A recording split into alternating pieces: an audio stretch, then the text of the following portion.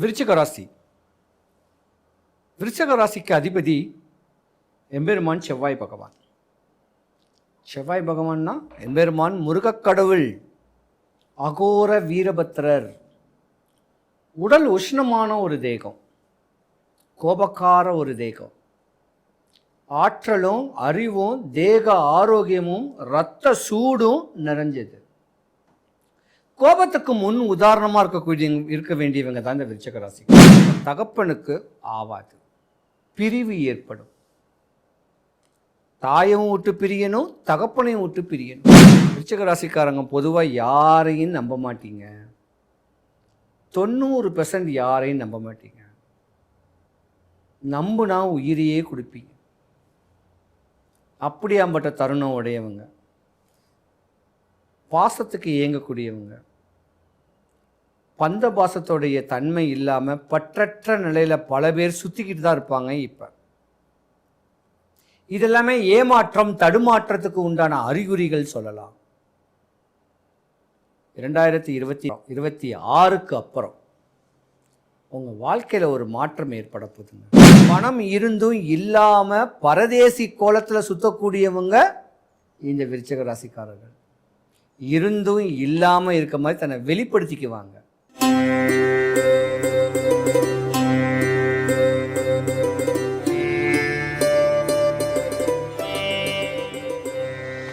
இரண்டாயிரத்தி 26 சித்திர மாதம் தமிழ் வருடப்பிறப்புக்கு பின்பு மேச ராசி முதல் மீன ராசி வரைக்கும் உங்களுடைய இரத்த சம்பந்தப்பட்ட உறவு ஒன்று பிரிய போகுது.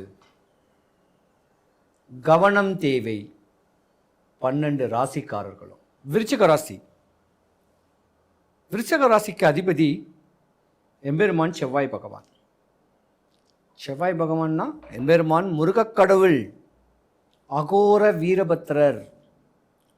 உடல் உஷ்ணமான ஒரு தேகம், கோபக்கார ஒரு தேகம், ஆற்றலும் அறிவும் தேக ஆரோக்கியமும் இரத்த சூடும் நிறைஞ்சது. கோபத்துக்கு முன் உதாரணமாக இருக்க வேண்டியவங்க தான் இந்த விருச்சிக ராசிக்காரங்க. கர்ம பலனை அனுபவிக்கணும்னு பிறந்தவங்களும் நீங்க தான். மண்ணு மாலை மாளிகைகள், நில புலன்கள், சொத்து சுகங்கள் நிறையா இருக்கக்கூடியவங்களும் நீங்க தான். நிறைய பேர் பார்த்தீங்கன்னா நல்லா படித்து வெளிநாடு வெளி தேசத்துக்கு போகணும், நிறைய சம்பாதிக்கணும்.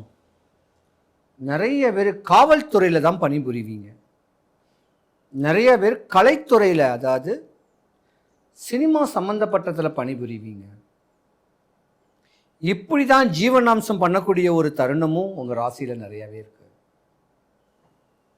அதிகார தோரணையான ஒரு ராசி, கொடி பிடிக்கக்கூடிய ராசி, போர்ப்படை தளபதிகள் சொல்லலாம். விருச்சிக ராசிக்கார ஆண்கள் நிறைய பேர் பார்த்தீங்கன்னா அரசியல் பிரவேசமோ அடி ஆட்களா வேலை பார்க்கக்கூடிய தருணங்கள்லாம் நிறையாவே இருக்கு. அக்ரிகல்ச்சர்ஸ், நிலம் சம்பந்தப்பட்ட வயல் தோட்ட வியாபாரங்கள், ஆடு மாடு மேய்க்கிறது, ஆடு மாடு பண்ணை வச்சிருக்கிறது, இதெல்லாமே இருக்கும். 30 வயசு வரைக்கும் தான் உங்களுடைய இல்லற வாழ்க்கை. 30 வயசுக்கு மேலே உங்கள் தகப்பனுக்கு ஆவாது, பிரிவு ஏற்படும். தாயவும் விட்டு பிரியணும், தகப்பனையும் விட்டு பிரியணும். 45 வயசுலேயே அண்ணன் தம்பி அங்காளி பங்காளிகள்லாம் பிரியணும். 45 வயசுலேருந்து உங்களுடைய ஆரோக்கியத்து மேலே நீங்கள் கவனம் செலுத்தணும். கடன், நோய், வறுமை, பயம், பலவிதமான இடையூறுகளில் இருந்தால் கூட தன்னை நம்பி இருக்க வேண்டிய கணவன் குழந்தைகளுக்கு அரும்பாடுபட்டு அவங்களுக்காக வாழ்க்கையை வாழ்ந்ததும் ஒரு கட்ட காலமாக இருந்தாலும் உங்கள் ஆரோக்கியத்து மேலே நீங்கள் கவனம் செலுத்தணும். 45 வயசுக்கு மேலே உங்களுடைய வளர்ச்சியை பார்த்து சொந்தமோ பந்தமோ உங்கள் கூட பணிபுரிகிறவங்களோ உங்கள் வீட்டில் இருக்கிறவங்களோ விருச்சிக ராசிக்கார பெண்களுக்கு சூனியம் பண்ணுவாங்க. அது உடல் உபாதையை ஏற்படுத்தி கொடுக்கும், வீட்டில் சண்டையை ஏற்படுத்தி கொடுக்கும், பித்து பிடிச்சி அலையக்கூடிய அமைப்புக்கு பல சேத்திரங்களுக்கு ஓடி ஆடி ஓடி அலைஞ்சு திரிவீங்க. எதை தின்னா பித்தம் தெளியும் சொல்லக்கூடிய தருணத்தில் ஒரு கட்ட கால வயசு ஒரு 40 வயசுக்கு மேலே கணவனுக்கும் மனைவிக்கும் கருத்து வேறுபாடுல பிரியக்கூடிய தருணமோ, இல்லை விருச்சிக ராசியில பெண்ணு இருந்தா உங்க வீட்டுக்காரு கடனாளியா இருப்பாரு. விருச்சிக ராசியில ஆண் இருந்தா உங்க மனைவி கடனாளியா இருப்பாங்க. அதனால பல சொத்துக்களை இழக்கக்கூடிய தருணத்தில் இருப்பீங்க. இதனாலேயே பிரிஞ்சு போகக்கூடிய தருணமும் ஏற்பட வாய்ப்பு ஒரு சில ஜாதகர்களுக்கு இருக்கத்தான் செய்யுது. இருந்தாலும் உங்க குலதெய்வத்தோடைய அனுகிரகம் உங்களுக்கு பரிபூர்ணமா வேணுங்க. உங்க முன்னோர் வழிபாடுகள் உங்களுக்கு வேணும். தடபட்ட விவாகம், ஒரு சுப நிகழ்ச்சி தடபட்டது இனி வருங்காலத்தில் நடக்கிறதுக்கான ஒரு வாய்ப்பும் இருக்கு. பல பேருக்கு சொத்து சொகத்துல பல இடையூறுகளோ பல சட்ட சிக்கல்களோ வந்துட்டு போகிறதுக்கு வாய்ப்பு இருக்கு. அந்த சொத்துல ஒரு பிரச்சனைகள் வரக்கூடிய ஒரு வாய்ப்புகளும் நிறையா இருக்கும். இதனாலேயே உற்றார் உறவினரையே வெறுக்கக்கூடிய தருணமும் ஏற்படும். விருச்சிக ராசிக்காரங்க பொதுவாக யாரையும் நம்ப மாட்டீங்க. 90% யாரையும் நம்ப மாட்டீங்க. நம்புனா உயிரையே கொடுப்பீங்க. அப்படியாம்பட்ட தருணம் உடையவங்க, பாசத்துக்கு இயங்கக்கூடியவங்க, பந்த பாசத்தோடைய தன்மை இல்லாமல் பற்றற்ற நிலையில் பல பேர் சுற்றிக்கிட்டு தான் இருப்பாங்க. இப்போ இதெல்லாமே ஏமாற்றம் தடுமாற்றத்துக்கு உண்டான அறிகுறிகள் சொல்லலாம்.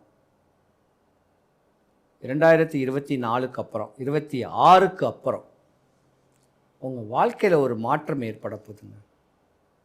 சொந்த தொழிலில் நஷ்டமானவங்களாலும் பல கோடி ரூபாய் நஷ்டமாயிருந்தாலோ, இல்லை விருச்சிக ராசிக்காரங்களுடைய கணவர் பல கோடி ரூபாய் நஷ்டமாக இருந்திருந்தா கூட மறுபடியும் மீண்டு பழைய நிலைமைக்கு வரக்கூடிய ஒரு தருணம் வரக்கூடிய நேரம் உண்டு. விருச்சிக ராசி அன்பர்களை பொறுத்த வரைக்கும் யோகங்கள் வரக்கூடிய நேரம் இது. உங்கள் குலதெய்வ வழிபாடு நீங்கள் முறையாக பண்ணிக்கணும். முன்னோர் வழிபாடை மறுபடியும் சொல்கிறேன், நீங்கள் ஒழுங்காக பண்ணிக்கணும். பணம் இருந்தும் இல்லாமல் பரதேசி கோலத்தில் சுற்றக்கூடியவங்க இந்த விருச்சிக ராசிக்காரர்கள். இருந்தும் இல்லாமல் இருக்க மாதிரி தன்னை வெளிப்படுத்திக்குவாங்க. ஏன்னா கர்மக்காரகன் சனீஸ்வர பகவான் ராசியிலே இருக்கிறாரா, அதனால பிரபலப்படுத்திக்க மாட்டீங்க. தன்னை ஒரு ஏழ்மையானவனாக வாழ வைக்கக்கூடிய தருணத்தை ஏற்படுத்திக்குவீங்க. விருச்சிக ராசியில் பெண்கள் தாங்க பாவம். நிறைய பேர் ஏமாந்துருப்பீங்க. ஒரு சில பெண்கள் அரசு சம்பந்தப்பட்ட தொழிலில் அதிகார தோரணையான ஒரு வேலையில் உயர் அதிகாரியாக பிரபலமாகக்கூடிய ஒரு தருணம் உடையக்கூடிய தருணம்லாம் நடக்கும். விருச்சிக ராசிக்கு இது பொன்னான வருஷம்தான். மண்ணும் விரயமாகாது, பொன்னும் விரயமாகாது. மகேஸ்வரனை போல வாழக்கூடிய தருணம் வரப்போகுது. மேற்படி ஏதாவது ஒரு ப்ராப்ளங்கள் இருந்துச்சுன்னா வல்லக்கோட்டை முருகன் கோயிலில் சொன்ன அந்த பரிகாரத்தை பண்ணுங்க. விருச்சிக ராசி அன்பர்கள் அனைவருக்கும் சுபிக்ஷம், ஐஸ்வர்யம், கடாட்சியம் கிடைக்க எம்பெருமான் வல்லக்கோட்டை முருகனுடைய அருளாட்சி உங்களுக்கு பரிபூர்ணமாக கிடைக்க இறைவனை நான் பிரார்த்திக்கிறேன். சிவாய நம. குடும்பத்தில் ஒற்றுமையா எல்லாருமே இருக்கிறதுக்கும் எந்த விரயங்களும் ஆகாமல் இருக்க இந்த ஒரு சின்ன ஒரு பரிகாரத்தை பண்ணிங்கன்னா யாருக்கும் எந்த குறையும் வராது. சென்னை தாம்பரத்துக்கு மிக அருகில் இருக்கக்கூடிய வல்லக்கோட்டை முருகன் கோவில். இந்த கோயிலுக்கு ஒரு 5 வாரம் வரேன்னு வேண்டிக்கிங்க. வாரம் போகிறதுக்கு முன்ன ஒரே ஒரு சேவல் வாங்கி உங்கள் வீட்டு வாசலில் கட்டி போட்டு தீனி போடுங்க. 5வது வாரம் அந்த சேவலை எடுத்துட்டு கோயிலுக்கு கொண்டு போயிட்டு கோயில் அதிகாரிகள் கிட்டையாவது கோயில் குருக்கள் கிட்டையாவது கேட்டு நான் இந்த மாதிரியான ஒரு பரிகாரத்தை இந்த கோயிலுக்கு இந்த சேவலை நியமிச்சு விடுறேன் அப்படின்னு கேட்டிங்கன்னா அவங்க ஒரு வழிபாடை ஒன்று சொல்லுவாங்க.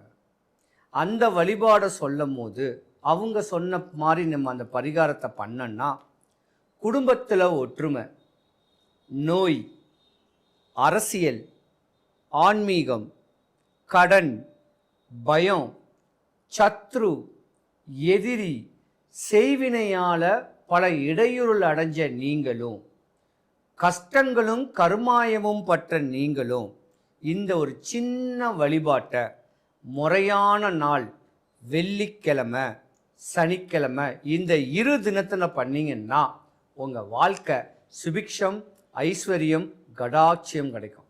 சிவாய நமः.